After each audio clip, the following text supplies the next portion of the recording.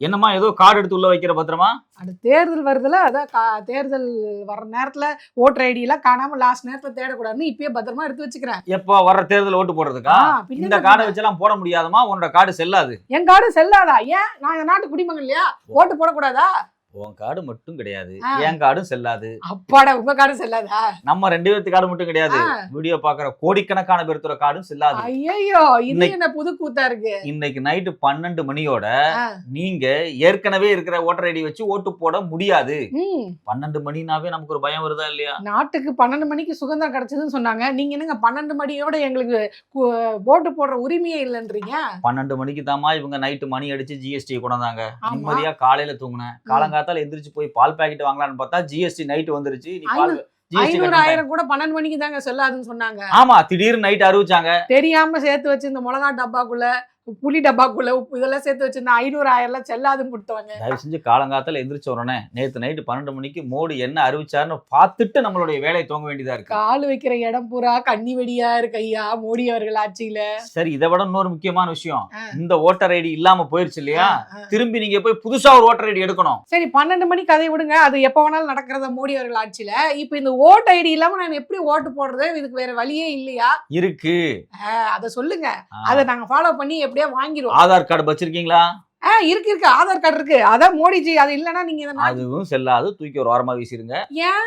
Aadhaar card எடு, Aadhaar card எடுன்னு 10 வருஷமா சொன்னாங்க. ஆமா, தனி மனிதன் உரிமை ஆதார் கார்டு. அதை எல்லாரும் லைன்ல நின்னு கண்ணை வச்சு காதை வச்சு எல்லா விரல்லாம் வச்சு 10 விரல்லாம் வச்சு இப்ப என்ன சொல்றாங்க அப்படின்னா ஆதார் கார்டு செல்லாது. அதாவது நீ வந்து ஓட்டர் ஐடி வாங்குறதுக்கு ஆதார் கார்டு செல்லாதுன்ட்டாங்க. அப்ப இது எதுக்கு தான் செல்லும்? இதுல என்ன வேடிக்கையான விஷயம் என்ன அப்படின்னா, நீ ஏற்கனவே வச்சிருந்த ஓட்டர் ஐடி வச்சுதான் 2002க்கு பிறகு 5 தேர்தலுக்கு மேல நீ ஓட்டு போட்டிருப்ப. மோடி ஜெயிக்கலாம் அவன் தானே ஓட்டு போட்டோம். அப்ப என்னோட ஓட்டு இப்ப எப்படி செல்லாதுன்னு சொல்ல முடியும்? அதைத்தான் சொல்ல வர்றேன். மோடிக்கு ஓட்டு போட்டு ஜெயிக்க வச்ச எல்லாருமே போலி வாக்காளர்களாங்கிற கேள்வி வந்திருக்கு. அவருக்கே டவுட் வந்துருச்சு, நம்ம எப்படி இவ்வளவு தூரம் ஜெயிச்சிருக்கோம், இவ்வளவு வாக்கு எப்படி வந்ததுன்னு. இதுல முக்கியமான விஷயம் என்னன்னா, 5 தேர்தலுக்கு இந்த வாக்காளர் அட்டை வச்சுதான் நான் ஓட்டு போட்டேன். ஆனா இதை செல்லாதுன்ட்டாங்க. ஆனா தேர்தல செல்லாதுன்னு சொல்ல மாட்டாங்க. இப்ப நான் என்ன சொல்றேன், 2024ல எல்லாரும் போய் ஓட்டு போட்டோமா இல்லையா? ஓட்டு போட்டு 1 வருஷம் கூட இன்னும் ஆகல. அப்ப இதே கட்டை வச்சு தானே ஓட்டு போட்டோம். இதுல தானே பாஜக ஜெயிச்சு வந்துச்சு. அப்ப தேர்தலை கேன்சல் பண்ண வேண்டியதானே? ஒட்டுமொத்த ஆட்சியே கலக்கணுமே. இவங்க என்ன சொல்றாங்க, வாக்காளர் அட்டை போலியானது, நிறைய பேர் உள்ள வந்துட்டாங்க, சம்பந்தமே இல்லாத ஆட்கள்லாம் ஓட்டர் ஐடி வச்சிருக்காங்க, அதனால யாருமே ஓட்டு போட முடியாத சூழல் ஏற்பட்டுருச்சு, அதாவது உரிய இந்திய குடிமகனுக்கு பதிலாக வேற ஆட்கள் ஓட்டு போட்டுட்டு இருக்காங்க அப்படின்னு சொன்னாங்க. சரி சார், நீங்க சொல்றதை நாங்க ஏத்துக்கிறோம். நீங்க எதுக்கு சார் இப்ப பிரதமரா இருக்கீங்க? பதவி விட்டு விலகிருங்க. நாங்க இந்த கார்டை வச்சு தான் ஓட்டு போட்டிருக்கோம். அதனால தயவு செஞ்சு இன்னைக்கு நைட்டோட நீங்களும் பதவி விட்டு இறங்கிட்டா திரும்ப ஒரு தேர்தல் வச்சு புது கார்டை வச்சு நாங்க ஓட்டு போடுறோம். சரி, நடக்காத காரியத்தை பத்தி எதுக்கு பேசுவானே? குறைஞ்சபட்சம் நம்மளோட ஓட்டு உரிமையை வந்து மீட்கிறதுக்கான வழியை பார்ப்போம். ஏதோ ஒரு வழிவகை இருக்குன்னு சொன்னீங்களே, அந்த வழிவகையாவது என்னன்னு சொல்லுங்க, அதையே நம்ம செஞ்சு. 11 டாக்குமெண்ட் கேக்குறாங்கம்மா. 11 டாக்குமெண்ட்டுமே கொடுக்கணுமா இல்ல ஏதாவது ஒரு டாக்குமெண்ட் கொடுத்தா போதுங்களா? அதுல முக்கியமான டாக்குமெண்ட் எல்லாமே கொடுத்தா அவனு வேற வழியே கிடையாது.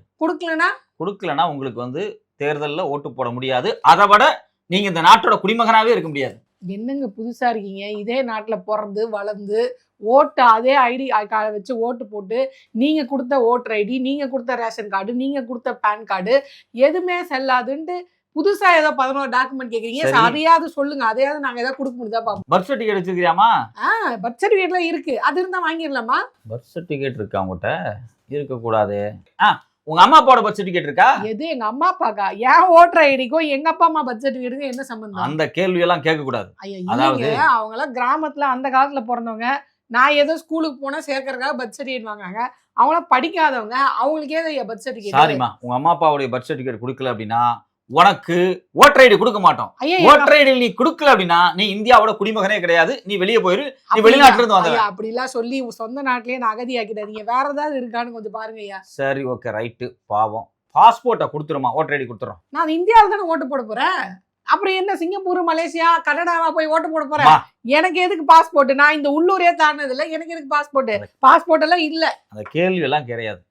நீ ஆடு மேய்ப்பியோ மாடு மேய்ப்பியோ என்னமோ பண்ணு, ஆனா பாஸ்போர்ட் எடுத்து வச்சிரு. அப்ப பாஸ்போர்ட் இல்லன்னா எனக்கு ஓட்டர் ஐடி இல்ல. அதெல்லாம் கிடையாது. பாஸ்போர்ட் கொடுத்தாதான் நாங்க கொடுப்போம். சரி, 11ல 2 போயிருச்சு. வேற ஏதாவது சொல்லுங்க, இருக்கான்னு பார்த்து ரெடி பண்ணுங்க. சரி, okay, right. Matriculation R higher education certificate வச்சிருக்கியா? அதாவது பள்ளிக்கூடம் போன சர்டிபிகேட் வச்சிருக்கியா? நான் 10வது ஃபெயில், சர்டிஃபிகேட் இல்ல, என்ன பண்றது? 10வது ஃபெயில் ஆனவங்களை ஓட்டு போட விடலாமா? ஐயா 18 வயசு ஆனா போதும் என் ஓட்டு போடுறதுக்கு. அதுக்கும் 10வது ஃபெயிலுக்கும் என்ன சம்பந்தம்? அப்புறம் ஏன் இதெல்லாம் கேட்டிருக்காங்க? சரி, ஓகே, நமக்கு தெரியல. சரிம்மா, நீ கவர்மெண்ட் எம்ப்ளாயிங்கிறது காமிச்சிருமா, நான் வந்து உனக்கு ஓட்டர் ஐடி கொடுத்துறேன். ஐயா நான் ஏதோ சாதாரண பிரைவேட் கம்பெனில 10,000 ரூபாய் வேலைக்கு 5,000 ரூபாய் வேலைக்கு போயிட்டு இருக்கேன். கவர்மெண்ட் வேலை செய்யறவங்களுக்கு ஐடி கார்டு இருக்கவங்க தான் ஓட்டு போடணுமா? அப்ப நாங்களாம் ஓட்டு போடக்கூடாதா? என்னம்மா இப்படியெல்லாம் நீ பேசுற? சரி, பரவாயில்ல விடுமா.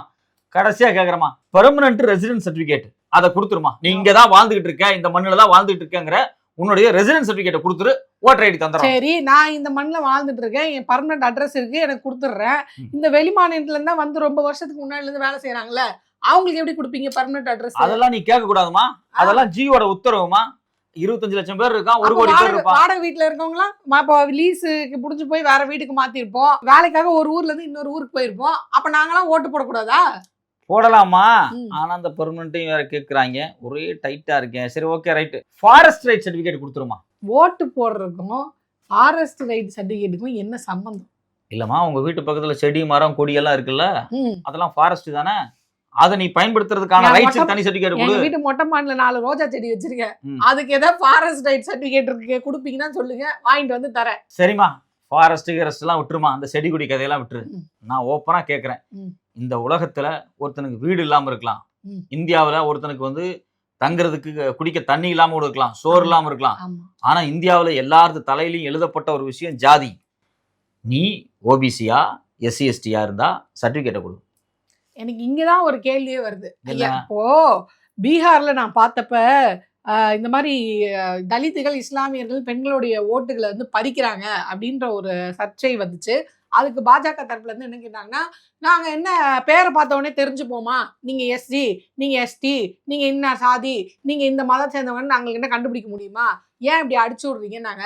இப்ப இந்த சர்டிபிகேட் எல்லாம் பார்த்தா நீங்க கண்டுபிடிக்க மாட்டீங்களா? அப்போ இந்த சர்டிபிகேட் வச்சு எங்களை ஃபில்டர் பண்ண பாக்குறீங்க.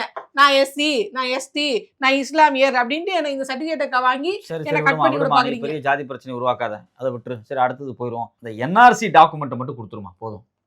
என்ஆர்சினா நேஷனல் ரெஜிஸ்டர் ஆஃப் சிட்டிசன்ஸ், அதாவது நீ இந்திய குடிமகன் தான் அப்படின்னு இந்திய அரசாங்கத்தினுடைய உள்துறை அமைச்சகத்தால கொடுக்கப்பட்ட ஒரு சர்டிபிகேட், ஒரு டாக்குமெண்ட். அது அந்த டாக்குமெண்ட்டை கொடுத்துருமா தயவு செஞ்சு. அது கொடுத்தா நான் ஓட்டர் ஐடி தந்துறேன். ஐயா நான் இந்த நாட்டோட குடிமகனா இல்லையா அப்படின்னு ப்ரூஃப் பண்ண வேண்டியது என் வேலை கிடையாது, அது வந்து உள்துறை அமைச்சருடைய வேலை.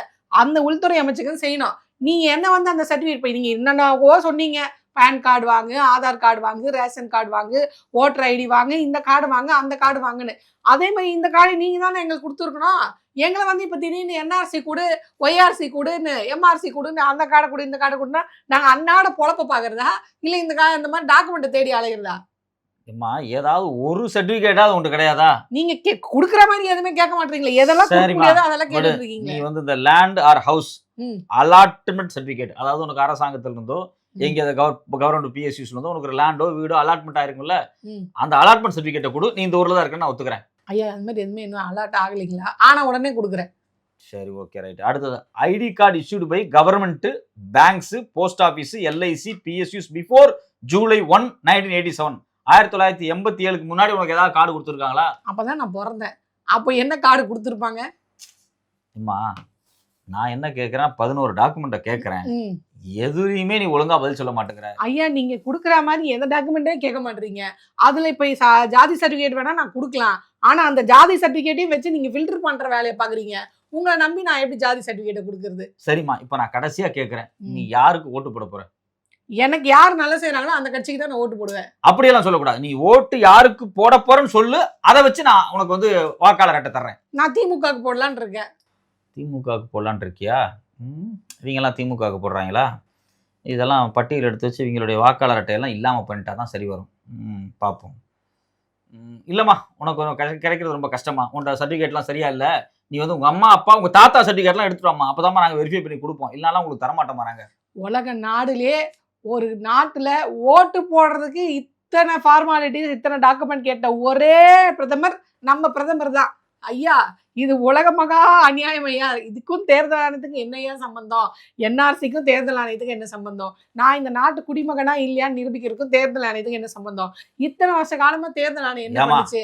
உள்ள யாரு வருவாங்க, அதாவது புதுசா யாரு சேர்க்கலாம், செத்து போனவங்க யாரு நீக்கலாம், அதுக்கு டெத் சர்டிபிகேட் கேட்பாங்க, நியாயமான விஷயம். ஒரு ஓட்டு போட்டு உங்களை தேர்ந்தெடுக்கிறதுக்கு இந்த 11 டாக்குமெண்ட் கிடைக்காத கொடுக்கவே முடியாத 11 டாக்குமெண்ட் அதெல்லாம் எப்படி நீங்க தெரியாம கேட்பீங்க? எங்களுக்கு கருப்பு பணத்துக்கு 500 ரூபாய்க்கு 1000 ரூபாய்க்கு ஏதாவது சம்மந்தம் இருந்துச்சா? 2000 ரூபாய் வந்தா கருப்பு பணம் ஒளிஞ்சிரும் சொன்னீங்க, நாங்க நம்பணும்ல. இப்ப 2000 ரூபாய் எங்க? அதுதான் என்னன்னு தெரியல. அதையே ஒழிச்சுட்டாங்க. ஆஹா. சோ இப்ப விஷயம் என்ன அப்படின்னா, இதை ஒழிக்கிறதுக்கு எதுடா அதை கொண்டு வந்தீங்க? சரி, விஷயத்துக்கு வாங்க. இப்போ கருப்பு பணம்னா என்னன்னே தெரியாம ம், நாம எல்லாரும் கொண்டு பேங்க்ல பணம் போட்டோம்ல. ஆமா. சரி, ஜிஎஸ்டினா நமக்கு என்னன்னு தெரிஞ்சுதா? தெரியாது. ஒண்ணுமே தெரியல, நடைமுறைக்கு வந்துருச்சுல. இப்ப அதே மாதிரிதான் என்ஆர்சினா என்னன்னு தெரியாது நமக்கு, அதை நடைமுறைப்படுத்துறதுக்கு வேலை நடக்குது.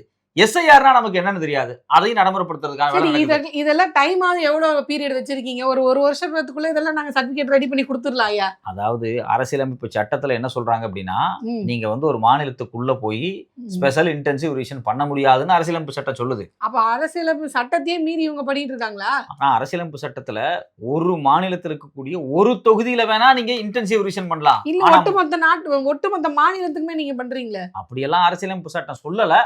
பட் ஆனா நாங்க பண்ணுவோம் அப்படின்னு ஜி சொல்றாரு. ஜி சொல்றதுனால நாங்களும் சொல்றோம். தமிழ்நாட்டுல மொத்தம் 6,36,00,000 வாக்காளர் இருக்காங்க. இது எல்லாம் நீங்க ஒரே மாசத்துல வீடு வீடா போய் ஃபார்ம் கொடுத்து கையெழுத்து போட்டு வாங்கி இந்த இல்லாத டாக்குமெண்ட்லாம் வாங்கி வச்சு நீங்க கொடுத்துருவீங்க. இந்த டாக்குமெண்ட் கொடுத்தா கவர்மெண்ட்டுமா? நாங்க டாக்குமெண்ட் கொடுத்தா ஓட்டு போடலாம், டாக்குமெண்ட் கொடுக்கலன்னா ஓட்டு போட முடியாது. ஆமாமா, ரொம்ப ஸ்ட்ரிக்டான கவர்மெண்ட். 30 நாள்ல நாங்க வந்து 1 கோடி பேர்த்த போய் பாத்துருவோம். ஐயா, 6,36,00,000 வாக்காளர் ஐயா. சாரிமா 6 கோடியா? என்ன பண்றதே தெரியல. 6 கோடி பேர்த்தையும் நாங்க பாத்துருவோமா? என்னங்கய்யா இது பகல் கொள்ளையா இருக்கு? 2ஆம் கிளாஸ் குழந்தை கூட இந்த கணக்கு ஒத்துக்காதே.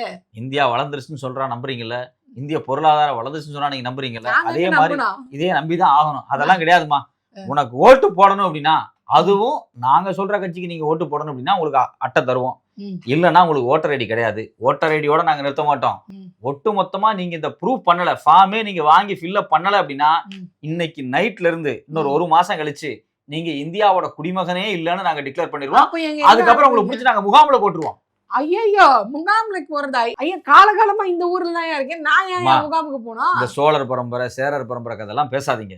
நீங்க சோழர் பரம்பரையா இருக்கலாம், சேரர் பரம்பரையா இருக்கலாம், ஆண்ட பரம்பரையா இருக்கலாம், ஆளாத பரம்பரையா இருக்கலாம், என்ன பரம்பரையா என்ன வேணாலும் பரம்பரையா இருக்கலாம். இருந்தாலும் 11 டாக்குமெண்ட் இல்லைன்னா முகாம் பாத்துக்கோங்க. 11 டாக்குமெண்ட் ரெடி பண்ணுங்க. ஒரே மாசம் தான் டைம் இருக்கு. இந்த ஒரு மாசத்துக்குள்ள இந்த டாக்குமெண்ட் எல்லாம் கொடுக்கலன்னா நம்ம முகாம் போறதுக்கு ரெடி ஆகிக்க வேண்டியதான் அப்படின்னு இவரு சொல்றாரு. டவுட்டபிள் சிட்டிசன்ஸ் அப்படின்னு ஒரு காலம் வச்சிருக்காங்க. அதாவது என்ஆர்சி மாதிரியான முக்கியமான நடைமுறைகளை நீங்க வந்து சிட்டிசன்ஷிப்பை ப்ரூவ் பண்ணல அப்படின்னா டவுட்டபிள் சிட்டிசன்ஸ் சொல்லி முகாம்ல போட்டுருவாங்க. அஸ்ஸாம் மாநிலத்துல எக்கச்சக்கமான பேர் அகதி முகாம்ல உட்கார்ந்துருக்காங்க. தயவு செஞ்சு சொல்றேன், இந்த எஸ்ஐஆர் நடவடிக்கை அப்படிங்கிறது இங்க பல பேர்த்தினுடைய வாக்காளர் அட்டை மட்டும் கிடையாது, குடியுரிமையை காலி பண்றதுக்கான வேலை. இது நடக்கவே கூடாது. இது திட்டமிட்டு இங்க இருக்கக்கூடிய ஒரு குறிப்பிட்ட மக்களை காலி பண்ணுவதற்கு வேலை நடக்கிறது. இதை நிறுத்தியே ஆகணும். அப்ப எஸ்ஐஆர் பின்னாடி நம்மளுக்கு ஒரு பெரிய ஆபத்து இருக்குன்றீங்க. கண்டிப்பா இருக்கு. அதான் முதல்வர் கூட கோர்ட்டுக்கு போறேன்றாரு. சரி பாப்போம். ஆனா அதிமுக மட்டும் இதுக்கு இவ்வளவு பெரிய ஆபத்தையும் வந்து ஒண்ணும் இல்லாத ஒரு விஷயம் நான் ஆதரிக்கிறேன்றாங்க. யாரை நம்புறது ஒண்ணுமே புரியல ஐயா. அம்மா, அவங்கள பத்தி பேசாதம்மா. முதல்ல அதிமுக யாருன்னே தெரியாம கன்ஃபியூஷன்ல தமிழ்நாட்டு மக்கள் இருக்காங்க. அவங்களுக்கு எஸ்ஐஆர்னா என்னன்னு தெரிய போகுது. பல தற்குறி கட்சிகள் தமிழ்நாட்டில் இருக்கு. அதனுடைய தற்குறியினுடைய துவக்க கட்சி எதுக்குன்னா அதிமுக தான். இன்னைக்கு அவங்களுடைய தம்பி தாவேக்காவும் வந்துட்டாங்க.